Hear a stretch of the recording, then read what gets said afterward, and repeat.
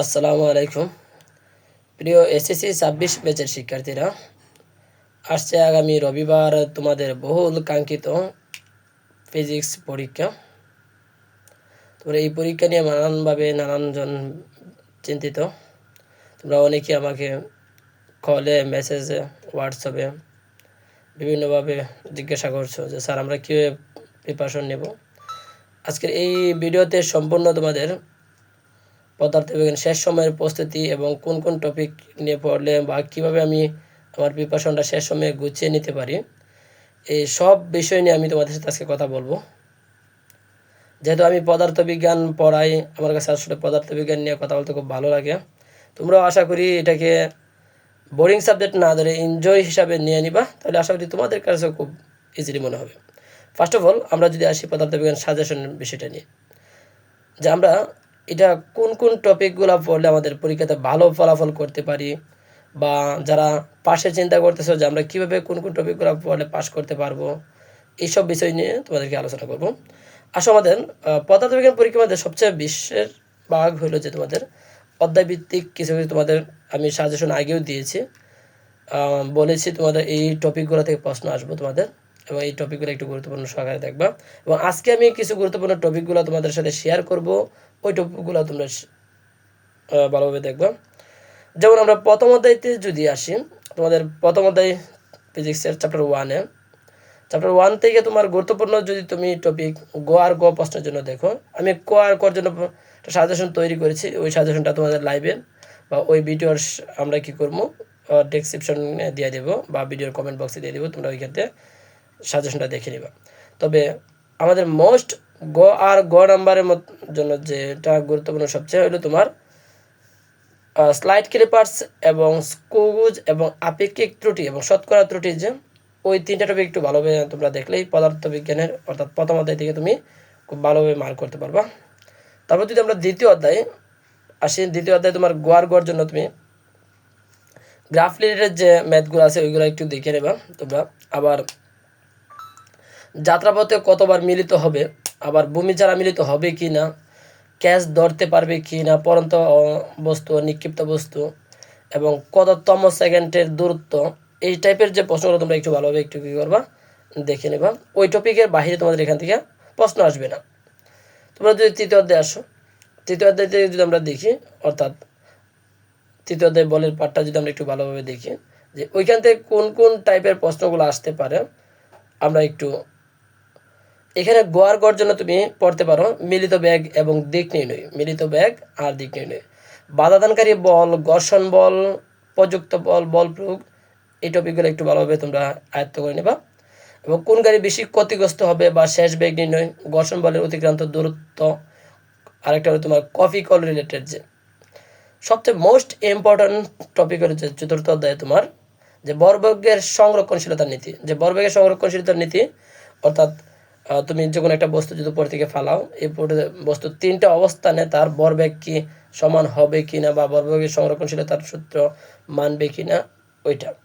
তারপর যদি আমরা তৃতীয় অধ্যায়ের পর যদি চতুর্থ অধ্যায়ে আসি, যে চতুর্থ অধ্যায়ে আমার গোয়ার গড় জন্য কোন টপিকগুলো সবচেয়ে বেস্ট হতে পারে, আমরা গোয়ার গড় জন্য তোমরা পড়তে পারো তোমার শক্তির নিত্যতার সূত্র। শক্তির নিত্যতার সূত্র বলতে তোমার এইখানে তুমি যে বিভিন্ন অবস্থানে শক্তিগুলো সমান, অর্থাৎ গতিশক্তি আর বিভব শক্তি সমান, এটা একটু দেখতে পারো।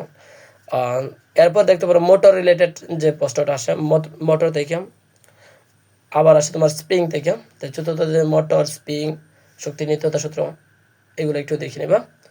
তারপরে তুমি আসতে পারো আবার যদি সপ্তম অধ্যায়ে আসছে আমরা, তাই সপ্তম অধ্যায়ে তোমার, এবং সপ্তম অধ্যায়তে যদি তোমার প্রশ্ন একটা আসে তাও তোমার প্রতিদিন শুনতে পারবে কিনা, এই টপিকে একটা দেখে নেবা।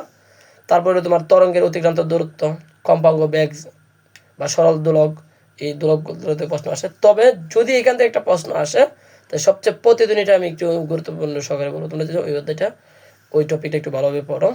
তারপর আসে তোমার অষ্টম অধ্যায়, অর্থাৎ আলোর প্রতিফলন, যেটা আলোর প্রতিফলনের থেকে তুমি যদি পড়ো, আমরা এখান থেকে তোমাকে সাজেশন করবো সবচেয়ে মোস্ট ইম্পর্ট্যান্ট টপিক হলো তোমার যে অবতল দর্পণ আর উত্তল দর্পণে, যে অবতল দর্পণের 4টা চিত্র আমি বলছিলাম তোমাদেরকে, এবং উত্তল দর্পণের 4টা চিত্রের কথা বলছিলাম, যে অবতল দর্পণে 4টি চিত্র অর্থাৎ ফোকাস দূরত্বের ভিতরে লক্ষ্যবস্তু রাখলে তার প্রতিবিম্বটা কেমন হবে বা কোথায় প্রতিবিম্ব সৃষ্টি হবে, ফোকাস দূরত্বের বাহিরে রাখলে তোমার কোথায় সৃষ্টি হবে, আবার বক্রতার কেন্দ্রে যদি আমরা তোমার লক্ষ্যবস্তু রাখি তাহলে কি হবে, এবং বক্রতার কেন্দ্রের বাহিরে যদি লক্ষ্যবস্তু রাখি তাহলে তোমার ফোকাস দূরত্ব কোথায় সৃষ্টি হবে, তার প্রকৃতি, আকার আকৃতি সবগুলো আমি ভালোভাবে দেখিয়েছিলাম। এই টপিকটা তোমরা ওই চিত্রগুলো একটু ভালোভাবে দেখে যাবা, ইনশাল্লাহ তোমরা এখান থেকে এর থেকে প্রশ্ন আসলে যে কোনোভাবে করতে পারবা।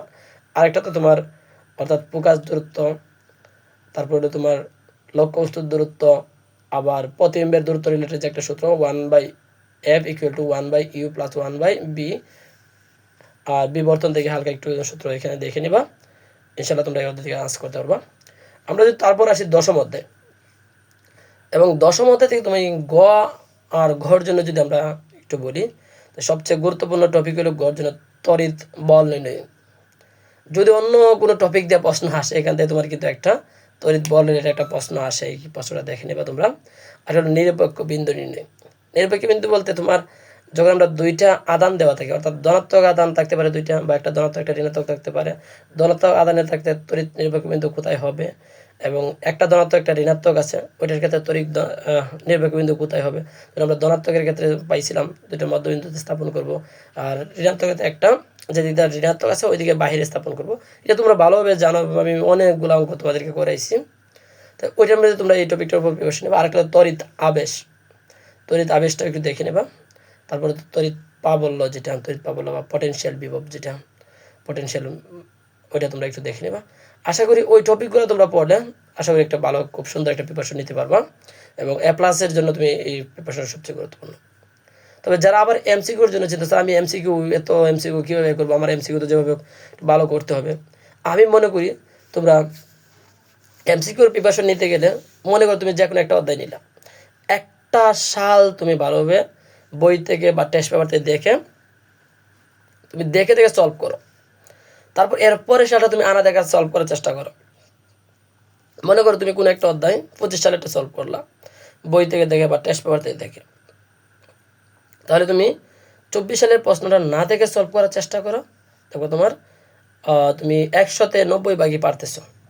তোমরা আশা করি আগে অনেক সলভ করছো, তাহলে তোমরা এইভাবে তুমি এমসিকিউর প্রিপারেশন নিতে পারো। অর্থাৎ তুমি যে কোনো অধ্যায় পড়ো না কেন, যে অধ্যায়ের প্রিপারেশনটা নিও এমসিকিউর জন্য কিন্তু আমি সবটা অধ্যায় পড়তে হবে ভালো করতে গেলে ক্লাসের জন্য, ঠিক আছে। আর যারা চিন্তা করতেছো যে না স্যার আমি পাস করতে হবে শুধু, তাহলে আমি কোন অধ্যায়গুলো পড়বো, আমি তো সবগুলো অধ্যায় এই মুহূর্তে আমি কভার করতে পারবো না, আমি কী করব।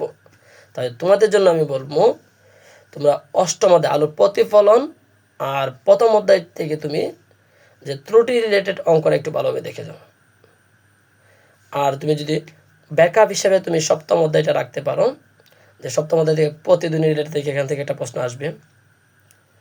আর বাকি অধ্যায়গুলো তাহলে তোমার জন্য, হ্যাঁ তোমার জন্য, বাট তুমি যদি একটু লেস ইম্পর্টেন্ট মনে করো তাহলে তুমি ওইগুলো একটু কম দাও। তবে দ্বিতীয় অধ্যায় তৃতীয় অধ্যায়ে কিন্তু প্রশ্ন আসবে, মাস্ট বি। অন্য অধ্যায় থেকে প্রশ্ন না আসলেও দ্বিতীয় আর তৃতীয় থেকে প্রশ্ন হবে, তো তৃতীয় অধ্যায়টি প্রশ্ন আসলে মোস্ট প্রবাবিলিটি সবচেয়ে বেশি। তাই আমি বলবো যে তৃতীয় অধ্যায়টা তোমরা একটু বল রেটে দেখো, কারণ ওইখানে তোমাদের সাজেশনে রাখিনি, তোমাদেরকে বলি নাই কেন, তৃতীয় অধ্যায় টপিকটা একটু হালকা একটু হার্ডলি আসে কি, এর জন্য তোমরা সবাই একটা সহজে আন্সার করতে পারে না, এই জন্য কি। ধন্যবাদ সবাইকে। তোমরা ভালোভাবে পদার্থ বিজ্ঞান পরীক্ষা দাও। পদার্থ বিজ্ঞান আসলে কঠিন নয়, পদার্থ বিজ্ঞান খুব একটা সহজ, যদি একটু বুঝে শুনে পড়ো। সর্বশেষ আমি বলি তোমাদের পদার্থ বিজ্ঞান পরীক্ষা খুব ভালো হোক, তোমাদের জন্য শুভকামনা রইল। ধন্যবাদ সবাইকে, ভালো থেকো।